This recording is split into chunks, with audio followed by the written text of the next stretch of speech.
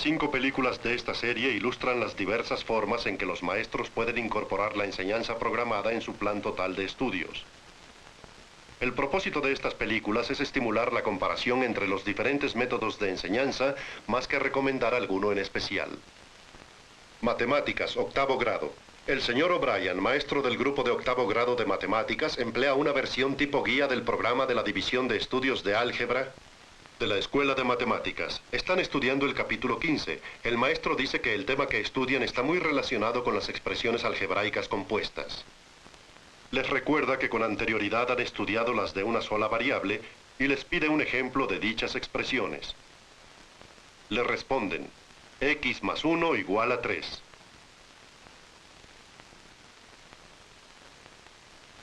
Él les pregunta si están de acuerdo. Y después les comunica que el ejemplo no es correcto, que deben pensar en otro. Una niña contesta, x más 1 es mayor o igual a 3.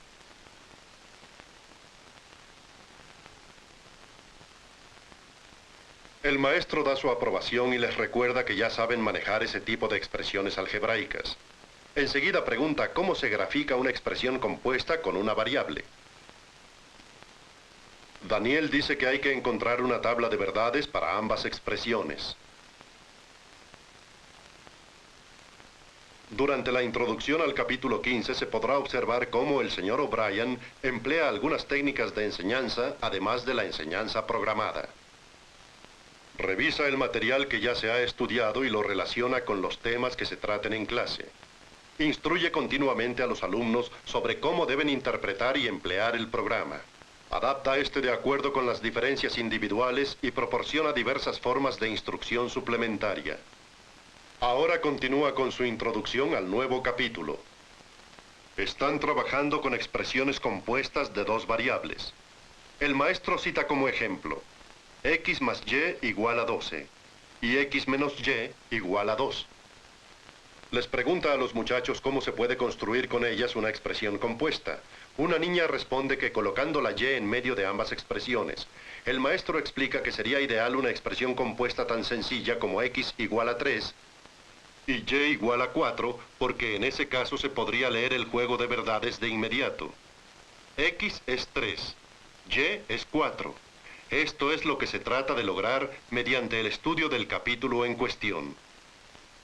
Se trata de encontrar un postulado simple de una expresión que sea equivalente a otra. El señor O'Brien explica el propósito de esa clase como se hace en los libros de texto ordinarios. En esa forma prepara y estimula a sus alumnos para trabajar bien en el programa. Hace una invitación para que los muchachos piensen en qué forma deben resolver los ejercicios.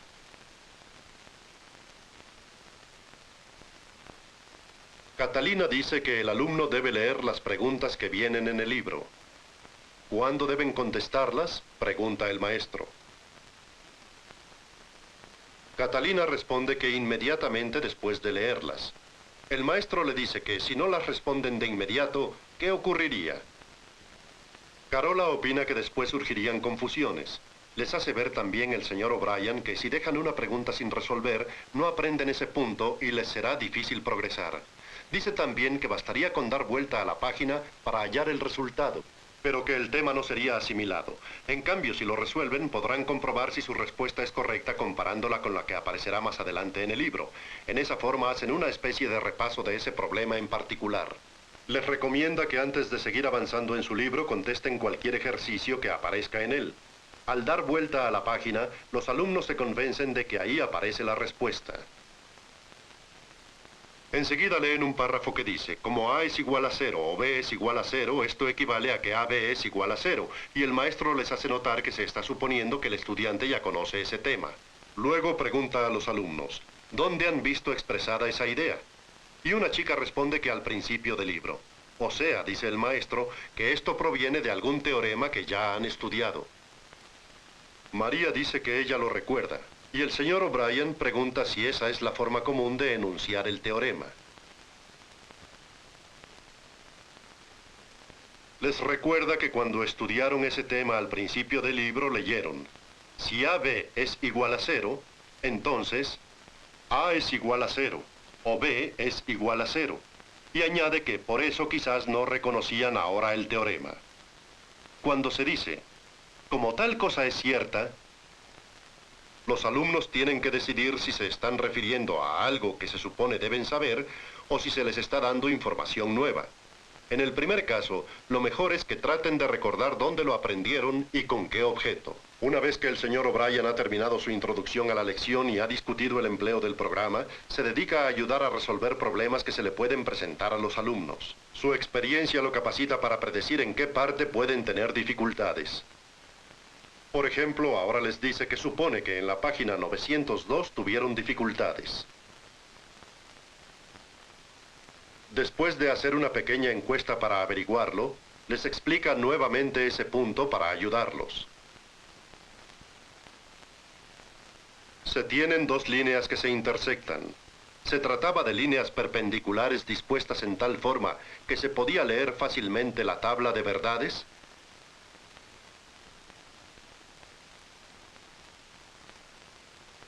Les pide que localicen el ejercicio en su libro. X más 2y menos 5 igual a 0, y 2x más y menos 1 igual a 0. Pregunta si les parece obvio con solo ver esas expresiones que la tabla de verdad sea de 1 y 3 negativos. Una niña contesta negativamente y el maestro le dice que en consecuencia no es ese el mejor par de ecuaciones. Es preciso que encuentren un sistema equivalente. Lo que hace falta es un método general para encontrar el sistema que resulte más adecuado. Y eso es lo que se persigue hallar en esta página del libro. Más adelante se menciona que se ha logrado dicho propósito. Hace hincapié el señor O'Brien en que, si se tienen dos ecuaciones, debe haber alguna forma de reducirlas a un sistema equivalente.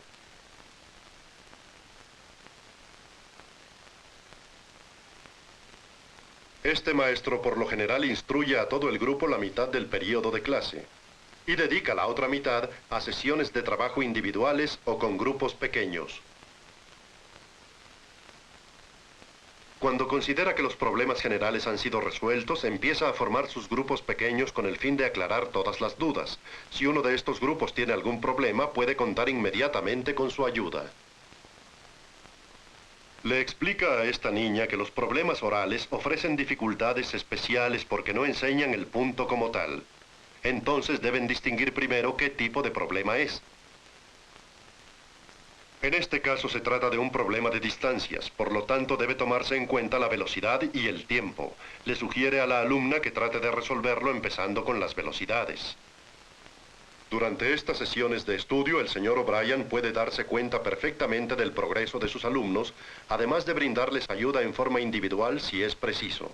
Debido a que este programa incluye gran parte de la tarea de enseñanza, el señor O'Brien ha dedicado gran parte de su tiempo a la instrucción individual. En consecuencia, ha podido abarcar más material que en años anteriores cuando empleaba el libro de texto en que está basado el programa. Vale la pena discutir el empleo de técnicas tradicionales para impartir la clase como complemento del programa, la previsión de los puntos difíciles y el hecho de destinar la parte esencial de cada clase a brindar instrucción a grupos pequeños o a cada alumno en particular. Sugerimos que se discutan los posibles méritos de estos métodos de enseñanza y que se comparen con los métodos ilustrados en otras películas de esta serie. Producida para el Departamento de Salud, Educación y Bienestar de los Estados Unidos, Oficina de Educación. Versión en español, Centro Regional de Ayuda Técnica, Agencia para el Desarrollo Internacional.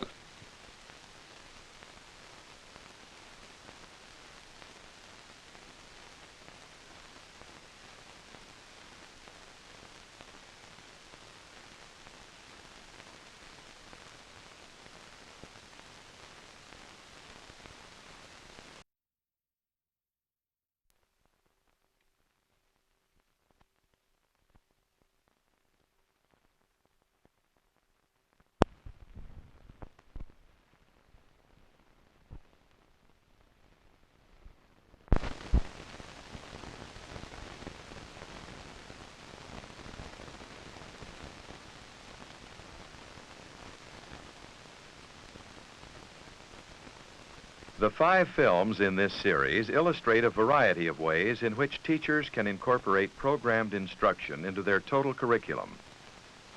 The purpose of these films is to encourage comparison of different teaching methods rather than to recommend one specific approach. Mrs. Kaplan is using an 8th grade vocabulary program with her talented 4th grade class, a part of the Farmingdale, Long Island program for gifted students. Her students are working independently on their programmed instruction assignment in preparation for general class discussion.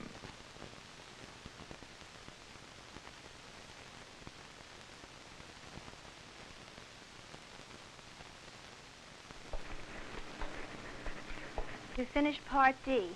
How many of you found that it was more difficult than previous parts that you had? Oh, well then perhaps if we go over some of the words a little bit, it'll be more clear. How many of you discovered a new root today? Michael? F-U-S, fuse. Fuse. Can you tell me what fuse means? Mitchell? It means, pour or poured. Okay, poured. Let's take a word where we just add a suffix to the root fuse. And let's take the word fusion. What would you say fusion means? Rosemary? The act of pouring. Yes, when metals are melted together, we have fusion. They're actually poured or spread together. What prefix would you like to suggest to add to the root fuse? Barbara? Infuse. Infuse. You're adding the prefix in. Why didn't I spell it with a double F? I spelled suffuse with a double F. Doug? Well, in suffuse, you change the B into an F, so the F is doubled. But in infuse, the N doesn't turn into an F, so it's one F. There's no need for it, is there? Let's think of the meaning for infuse. Let's take it apart just by its parts. Barry? Pour into. To spread into or to pour into? All right. Let me give you two sentences and see if you can see the difference between a word like infuse and a word like inject. If I were to give a little talk to you, and if I were to put words that were joke kinds of expressions into the speech, and you were to laugh every once in a while, would my speech be infused with humor, or would I have injected some little jokes into my talk? Stephen? You would have injected.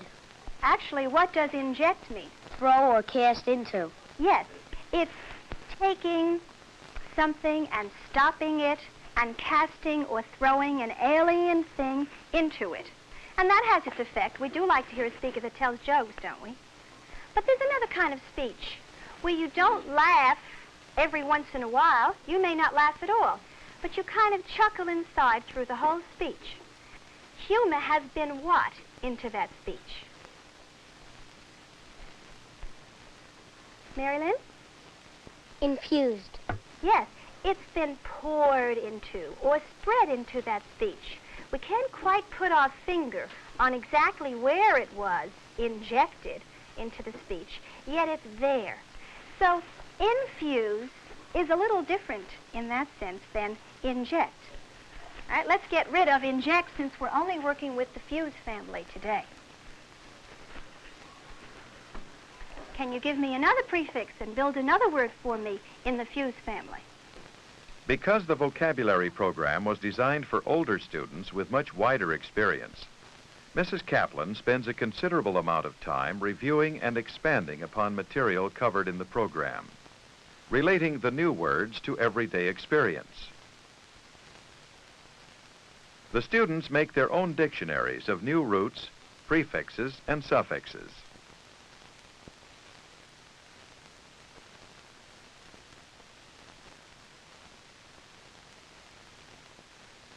Each student then combines these word parts to invent new words, which their classmates critique for pronunciation, spelling, and meaning.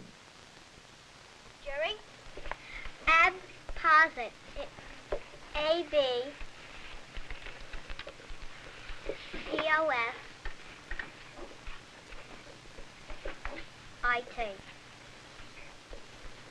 And it means to put away. I will apposit my gains.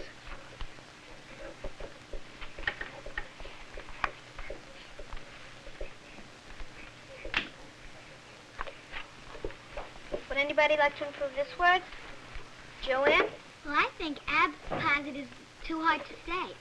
Since ab and or a mean the same thing, away, maybe you should take out the B. Jerry, what do you think of that? I like it better with the B. I think apposit is even harder than apposit. Anybody else like to make another improvement? Dick? Well, we could do what Joanne said and pronounce the A as short A, so to have apposit.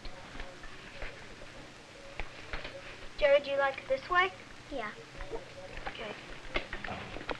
I think Stephen had a suggestion. Stephen? Maybe we could double the P. A-P-P-O-S-I-T. The newly invented words are recorded in the class's Wildcat Dictionary. Students go over these words as a way to review the roots, prefixes, and suffixes taught in the program. Steve, would you like to be our chairman and help us review the Wildcat Work of Words? Okay. Okay, now who would like to do the first word? Condict. Danny? Well, the root dict means talk, and the prefix con means together. Altogether, it means talk together, and in a sentence, you could use it.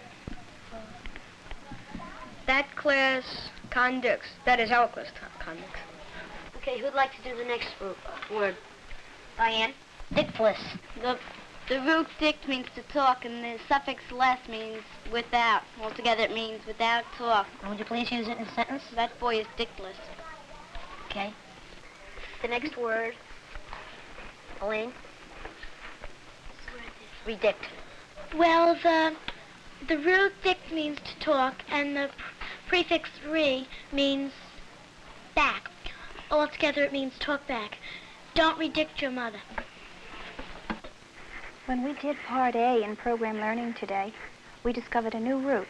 Can you tell me what the new root was? Larry? Spect. Yes. What does spect mean? Barbara? Look. To look. We went right into words like inspect, which is an easy word. You're all pretty familiar with it. What does inspect mean when we add the prefix in? Stephen? Look into. Yes. Supposing we inspect this dictionary.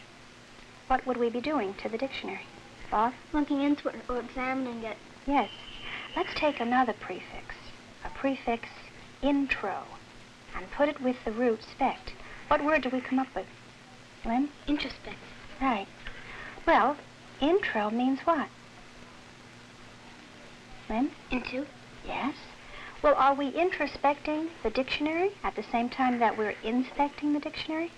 In other words, what's the difference between a word like inspect and a word like introspect? Robert? The word inspect means look into something like a book, While part of the class works independently, Mrs. Kaplan discusses a lesson with a small group. This gives each child greater opportunity to participate in the discussion. In order to keep closer track of each student's progress than is possible in small group discussions, Mrs. Kaplan holds regular individual counseling sessions. Let's look at your graph where you've been evaluating how many mistakes you made at the end of each part. And let's see how you've been coming along. What do you think? Well, it's been getting harder towards the end because the words are much harder to understand. I noticed that. I see that you have quite a few mistakes in Chapter 5, parts D through F especially. Shall we look through those parts and see if we can't make sure that you understand why you made those mistakes now? Okay.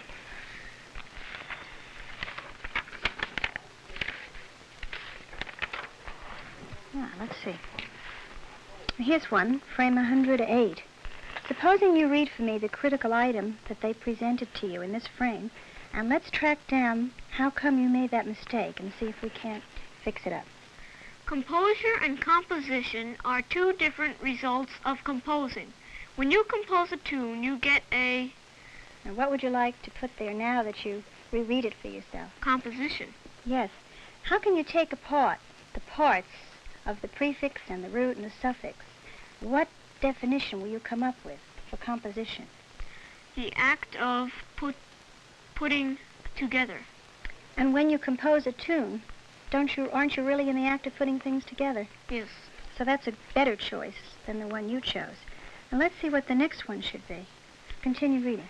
When you compose yourself, you get a...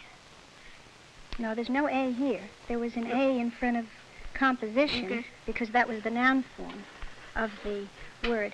You get... Now, this is referring to yourself. You put yourself together within yourself. So then you have what?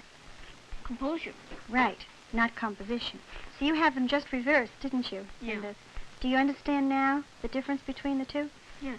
Composure refers to who when you're putting something together? Yourself. Right, it's within you. Classroom use of programmed instruction offers the teacher a wide variety of possible roles. Mrs. Kaplan's choice of teaching methods is based on several years of experience with this unusual student-program combination. Worthy of discussion is her use of large group instruction, small group discussions, individual counseling sessions, and creative supplementary activities. We suggest that you discuss the relative merits of these methods and compare them with the methods illustrated in other films in this series.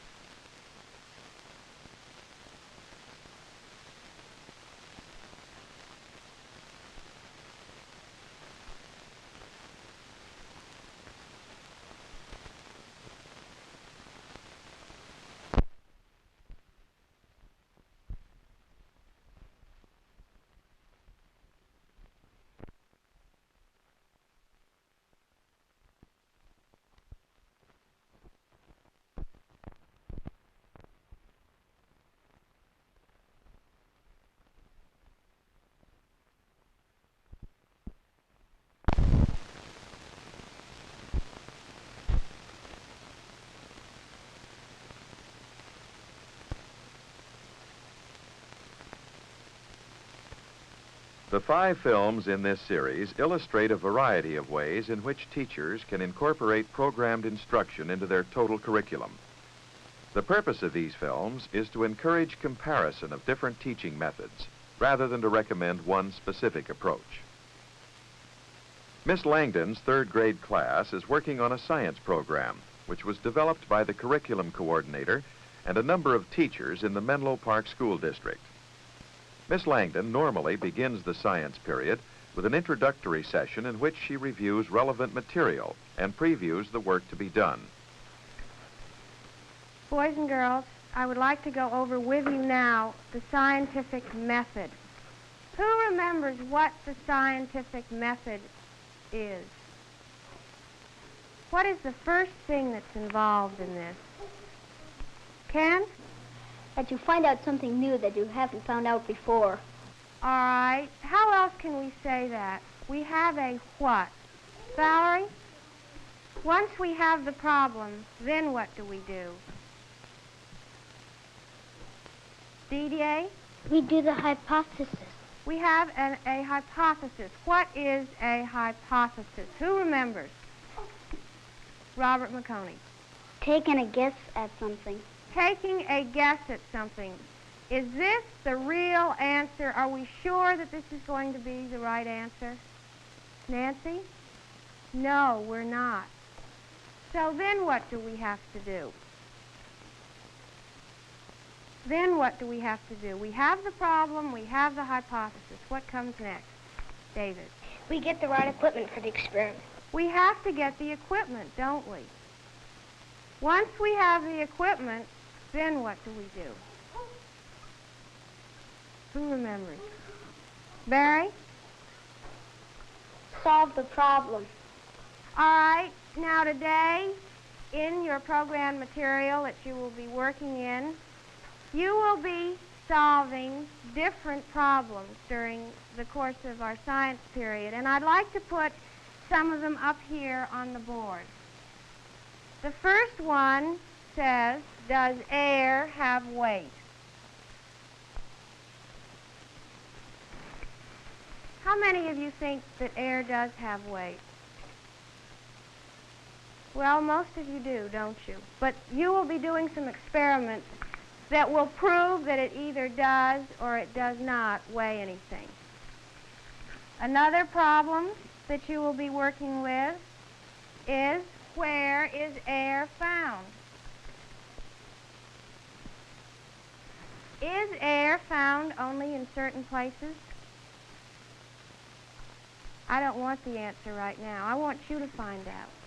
After Miss Langden's introduction, the children work together on their programs. Although it is usually desirable to have students work on programs independently, some of the less able students do not pace themselves sensibly when working alone.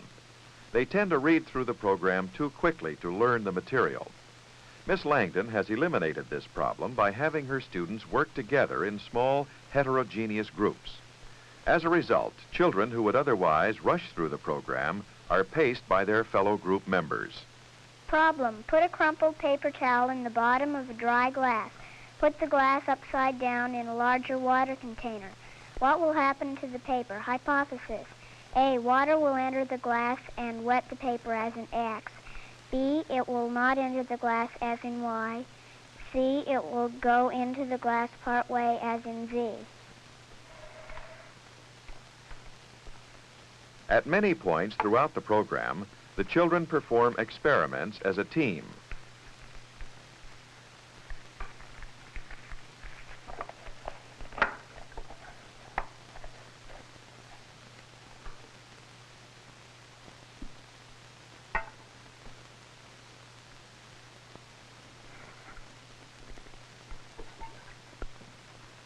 The paper didn't get wet, Beverly.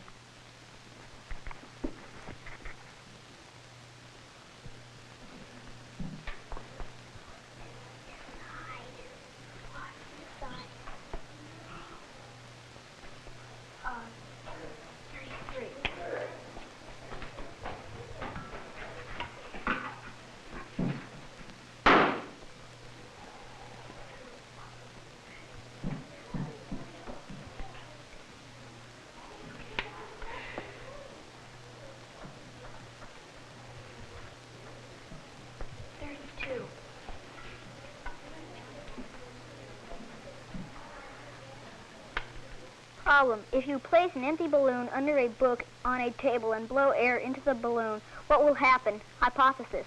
A. You will not be able to blow air into the balloon because the book is too heavy. B. The air you blow into the balloon will lift the book off the table. Okay.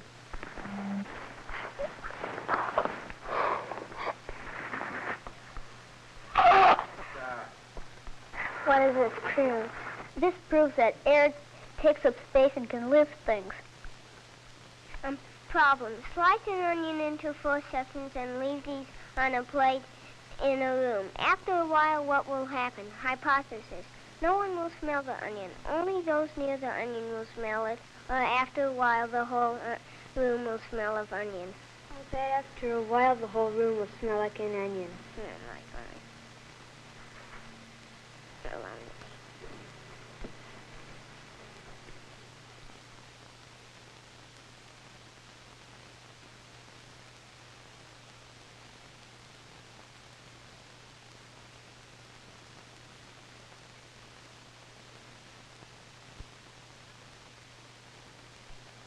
Can you both smell it? I sure can smell it.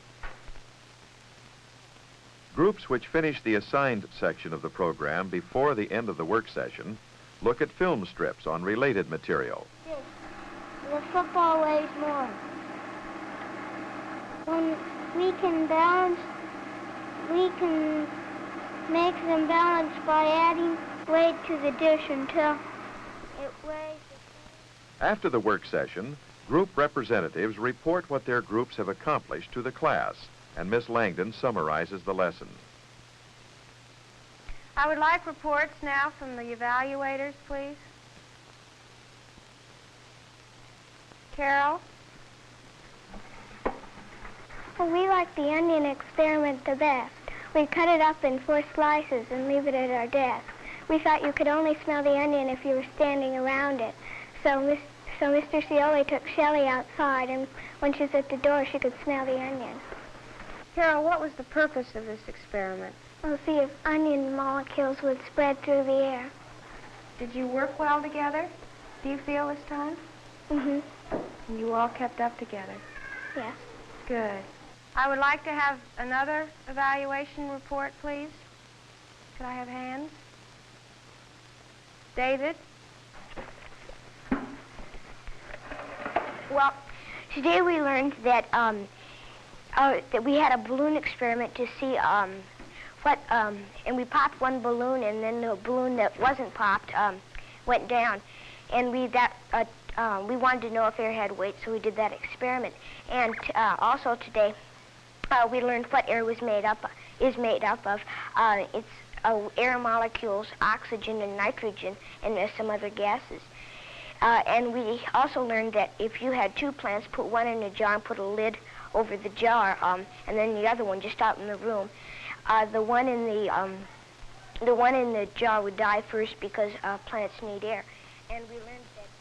A claim often made for programmed instruction is that each student can work at his own pace.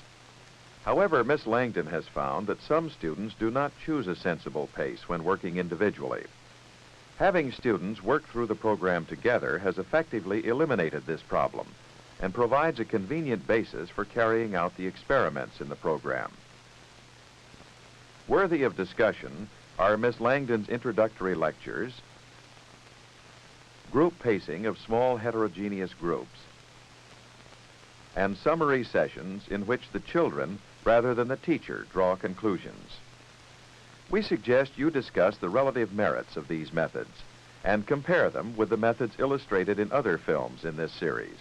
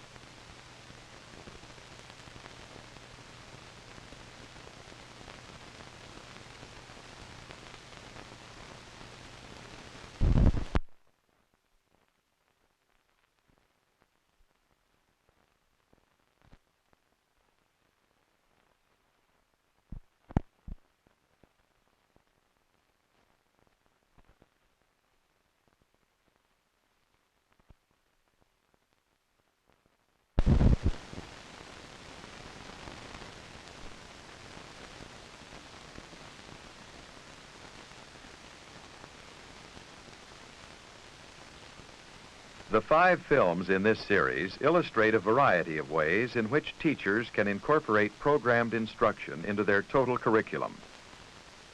The purpose of these films is to encourage comparison of different teaching methods, rather than to recommend one specific approach. Miss Shedd has been trained to provide an unusual learning environment for her students so they can work independently on their reading program. The children all had difficulty adjusting to kindergarten and were thought unready for first-grade reading instruction. Because they tended to become overstimulated in a normal classroom environment, Miss Shedd uses the difficult technique of not responding to many of their actions in order not to encourage attention-seeking behavior. She ignores George's bid for attention with his drawing. He soon puts it away and takes out his reading book and pencil. Fold your hands and sit quietly. Miss Shedd controls the class so that the children will feel safe. She starts a new activity by asking the children to fold their hands and sit quietly.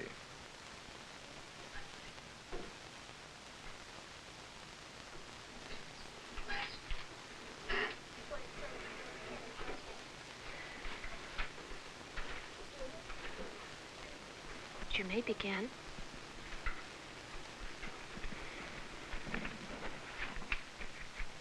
Because they work independently, the children are at different levels in the reading program.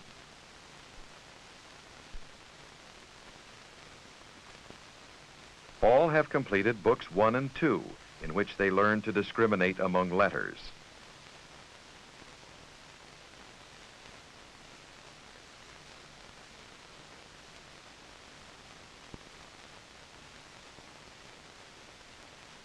They are now working at different points in later books.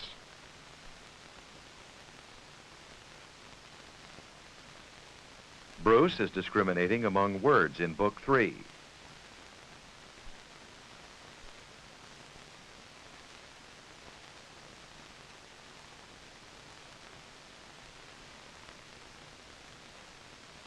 John is discriminating among sentences in Book 5.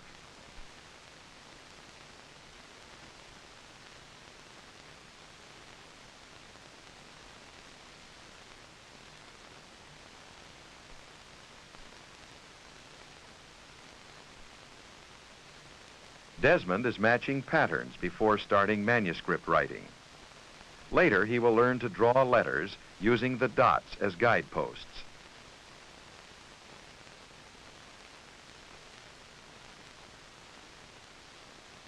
Cheryl is writing the sentences she has just learned to read.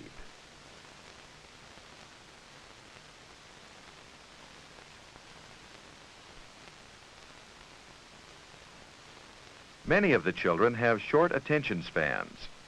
They change activities whenever they feel tired. A child may change to clay work after a few minutes, or may stay with a book for a long time. Children who are working on the same material practice reading aloud to one another. I can skip and run. I can skip. I can skip, run. When they are ready, they demonstrate mastery to Miss Shedd. I can skip and run. I can walk. I can walk and skip. I can skip. I can run too. This step occurs about 4 weeks after starting the program. She neither praises nor criticizes them. At all times, the children evaluate themselves. She relies on their success in the program to motivate them. She can fall. She can't walk or run. But I can fall. So put it in the desk. Fold your hands and sit quietly. Students are also given training in listening. Because this work does not require specific reading skills, the class proceeds as a group. I am going to say a sentence. If you hear shoe in the sentence, draw a circle around the word. If you don't hear shoe, draw a circle around the no. Number 1, the baby lost her shoe. Did you hear shoe?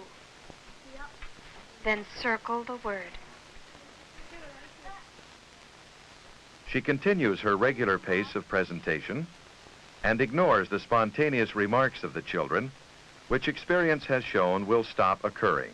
3, Jack and Sandy, did you hear you?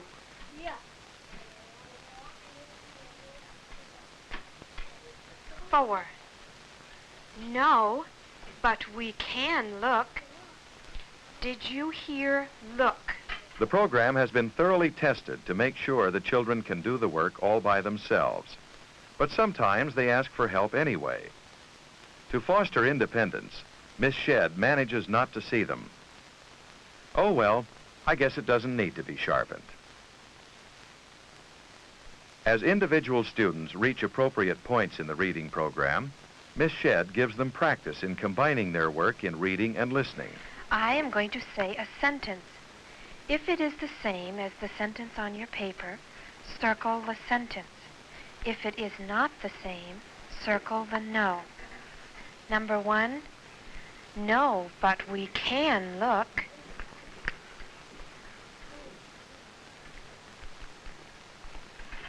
Two, the baby lost her shoe.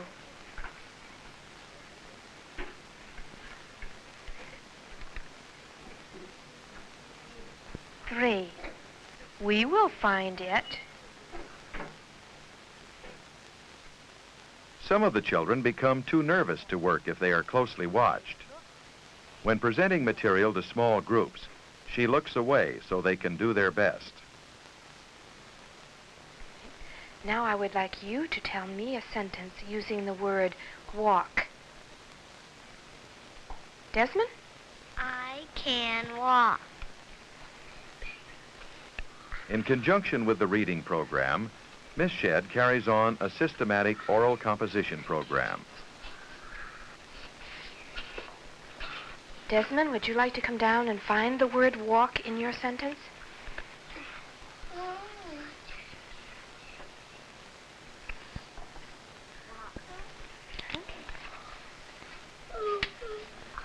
Linda, would you like to tell a sentence using walk? Sandy can't walk fast.